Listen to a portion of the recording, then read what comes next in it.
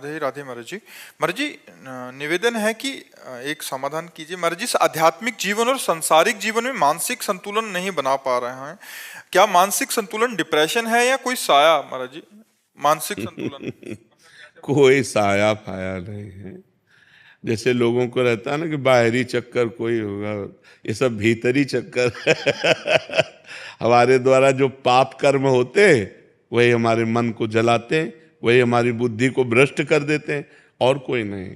जैसे भूत प्रेत भी आता है ना किसी के दिमाग में, तो पाप कर्म के कारण ही आता है। हमारे पाप कर्म को भुगताने के लिए भूत का आवेश होता है और वो हमें दुख देता है, और जब हमारा पाप कर्म क्षय हो जाता है तो या तो कोई झाड़ने फूकने वाला मिल गया या स्वयं चला जाता है। तो कर्म ही हमारे लिए भूत है और कर्म ही हमारे लिए भगवान है। अगर हमारे कर्म बिगड़ गए तो वही भूत की तरह हमें सताता है, और कर्म हमारे बन गए तो वही भगवान की तरह हम पर कृपा करता है। इसलिए कर्मों का सुधार करो, हमारे कर्म ठीक होने। हमारे अगर कर्म बिगड़ गए हैं ना तो ऐसा ही अनुभव होने लगता है। कोई डिप्रेशन नहीं, पहले स्वीकृति करो।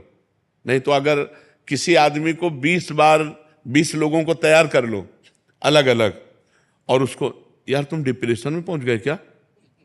नहीं नहीं, तो नहीं, हमें तो लग रहा है तुम डिप्रेशन में हो, और चला जाए। फिर दूसरा आवे, यार तुम डिप्रेशन में पहुंच गए क्या? और 20 का है, अगर वो अस्पताल ना पहुंच जाए तो हमसे बात कर लो। वो अस्पताल जाएगा और चेक करवाएगा कि मैं डिप्रेशन में हूं क्या, क्योंकि 20 लोगों ने कहा है। तो हम पहले कह रहे कि ये स्वीकृति करो कि मैं डिप्रेशन में नहीं हूं, ये स्वीकृति करो कि मेरे ऊपर भूत प्रेत का कोई साया नहीं। स्वीकृति से ही फंस गए हो। मेरे ऊपर भगवान की बड़ी कृपा है, और नाम जप करो, गंदे आचरण मत करो। आज हमारी समाज गंदे आचरणों को पाप मान ही नहीं रही है। बहुत जोर से ये व्यभिचार फैल रहा है। ये जो व्यभिचार दोष है बहुत जोर से फैल रहा है, चाहे स्त्री हो चाहे पुरुष हो, सबके दिमाग में एक ही बात नाच रही है, बस भोग भोग भोग संसार। ये पाप महापाप है। पर स्त्री गमन, पर पुरुष गमन, ये महापाप है, और कोई इस पर ध्यान नहीं दे रहा। और फिर कहते हैं डिप्रेशन में जा रहे हैं, परेशान हो रहे। परेशान नहीं होगे तो और क्या होगे? हम खुली बात कह रहे हैं, अपने चरित्र को सुधारो, अपने आचरणों को सुधारो, अपने कर्म को ठीक करो, नाम जप करो। किसी से आशीर्वाद मांगने की जरूरत नहीं। और कोई आशीर्वाद ऐसे फल फूल वाला भले दे दे, ऐसा आशीर्वाद बिना अधिकार के नहीं मिल जाता। तुम्हें भजन करना पड़ेगा, तुम्हें अपने आचरण ठीक करने पड़ेंगे, तुम्हें तप करना पड़ेगा, तुम्हें पाप नष्ट करने पड़ेंगे। उपाय हम बता देते हैं। भगवान गीता में अर्जुन को क्या कहते? तुम्हें सहना पड़ेगा, तुम्हें मेरा भजन मन मना भव मद भक्तो माद्याजी माम नमस्कुरु। भगवान सामने खड़े हैं और कह रहे जब तक तुम ऐसा नहीं करोगे तब तक मेरे को नहीं जान सकते। सामने खड़े हैं महाराज। अनन्य चेता सत्यम, मेरा सतत चिंतन करो। अनन्य चिंतयन्तो माम, मेरा अनन्य चिंतन करो। भगवान बार बार कह रहे। तो हम जब भगवान कह रहे हैं तो हम लोग तो भगवान के दास हैं।